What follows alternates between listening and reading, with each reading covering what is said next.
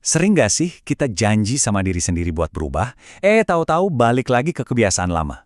Kayaknya semua pernah ngalamin ya. Nah, hari ini kita bakal kupas tuntas kenapa perjalanan perubahan pribadi itu kadang terasa sulit banget dan gimana caranya kita bisa nemuin jalan yang benar-benar berhasil. Coba bayangin deh, di satu sisi ada dorongan buat, ayo, gua harus bisa, ngandelin kekuatan sendiri. Tapi di sisi lain, ada bisikan buat, udahlah, pasrah aja. Rasa kejepit di tengah-tengah inilah yang mau kita bedah bareng-barang dalam pembahasan kali ini. Oke, kita mulai dari mana? Kita identifikasi dulu deh jebakannya. Soalnya ternyata nih, banyak dari kita, bahkan para ahli sekalipun, sering banget kelempar antara dua pendekatan ekstrim yang sama-sama keliru soal perubahan.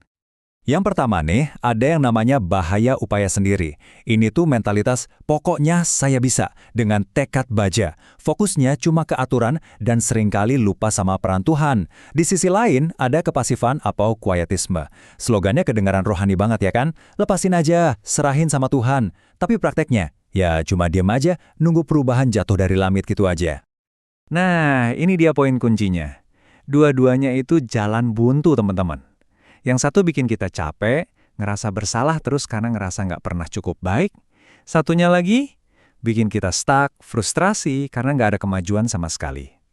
Intinya, dua-duanya gagal paham gimana cara Alkitab yang seimbang buat mencapai perubahan sejati. Oke, kalau dua ekstrim tadi salah, terus gimana dong jalan tengahnya? Nah, jawabannya ada di sebuah konsep yang keren banget, konsep kemitraan. Ini soal sinergi yang, indah banget deh, antara apa yang Tuhan kerjakan dan apa yang kita usahakan. Nah, kutipan di slide ini benar-benar ngerangkum semuanya. Coba dengerin baik-baik ya. Pekerjaan kita tidak ditangguhkan karena Tuhan bekerja. Dan sebaliknya, keduanya saling melengkapi. Kata kuncinya di situ, saling melengkapi. Jadi ini bukan kompetisi ya. Justru usaha kita itu dimampukan dikasih tenaga sama pekerjaan Tuhan yang emang udah ada di dalam diri kita. Jadi ini bukan soal pilih salah satu, tapi dua-duanya jalan bareng. Ini bukan proses either or, tapi both and. Anugerah Tuhan itu yang memulai segalanya, yang kasih kita kekuatan. Tapi sebagai respons, kita juga harus bertindak. Perubahan yang beneran itu terjadi pas dua-duanya kerja bareng. Anugerah Tuhan yang ngasih kita power, dan usaha kita yang penuh tanggung jawab. Terus panduannya dari mana dong buat kemitraan ini? Jawabannya jelas Alkitab. Alkitab itu sendiri contoh sempurna dari kerjasama ilahi dan manusia, kan? Ditulis oleh tangan manusia, tapi diilhami sepenuhnya oleh Roh Kudus. Alkitab itu ibaratnya peta sama kompas kita di perjalanan ini. Pertama, dia ngasih pengajaran, nunjukin jalannya kemana. Terus pas kita mulai melenceng, dia ngasih teguran atau keyakinan, kayak rambu peringatan gitu. Abis itu Alkitab juga ngasih koreksi, nuntun kita balik lagi ke jalur yang benar. Dan terakhir ada pelatihan, ini buat ngebangun otot spiritual kita biar kita tetap kuat di jalur itu. Nah, ini peringatan penting banget nih. Perubahan itu harus berakar pada kebenaran Alkitab yang objektif, bukan cuma sekedar perasaan atau firasat yang subjektif. Gampang banget loh kita kejebak mikir, kayaknya Tuhan mau aku begini deh. Padahal perasaan itu bisa aja nabrak prinsip Alkitab yang udah jelas. Oke, sekarang kita lihat gimana sih kemitraan ini bekerja di dunia nyata.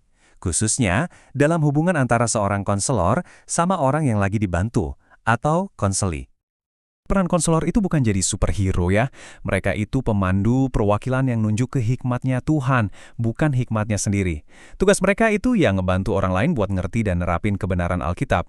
Dan itu harus dilakuin dengan akurat, penuh doa, dan yang penting gak pernah ngambil alih kerjaannya Roh Kudus. Karena itu emang bukan tugas mereka. Nah, di sisi lain, orang yang pengen berubah, si konseli ini perannya aktif banget. Ini kebalikan total dari sikap pasif yang kita bahas di awal tadi. Mereka nggak bisa cuma duduk manis nunggu keajaiban datang. Mereka punya tanggung jawab buat bertindak, buat taat. Tapi, dan ini kuncinya, tindakan itu bukan dari kekuatan sendiri. Mereka harus bergantung penuh sama kekuatan dan hikmat yang Tuhan sediain. Perbedaan otoritas ini penting banget buat dipahami. Seorang konselor itu bisa bilang, Alkitab memerintahkan Anda untuk mengampuni, karena itu memang perintah dari Tuhan. Tapi dia nggak bisa bilang, Tuhan memerintahkan Anda telepon orang itu jam 5 sore ini. Nggak bisa. Sebaliknya dia akan bilang, saya sarankan, coba deh telepon orangnya. Kenapa? Biar otoritasnya tetap ada di firman Tuhan, bukan di opini pribadi si konselor. Oke, jadi kita sampai di intinya nih. Kenapa sih keseimbangan ini vital banget? Ini semua soal memahami sinergi yang luar biasa. di mana anugerah Tuhan itu nggak menghapus usaha kita, tapi justru ngasih tenaga buat usaha kita itu. Ini dia kesimpulannya dalam satu kalimat. Tuhan itu sumber dayanya, kayak baterai yang udah di-charge penuh. Dia nyediain semua yang kita butuhin, kekuatan, hikmat, pengampunan. Tapi tugas kita adalah nyolokin kabelnya dan pakai energi itu buat bertindak, buat kerja, buat taat. Nah, sebagai penutup, coba deh tanyain ke diri sendiri. Posisi kamu di mana sekarang? Kamu lebih condong kemana? Berusaha mati-matian sendiri ngandelin kekuatan yang terbatas?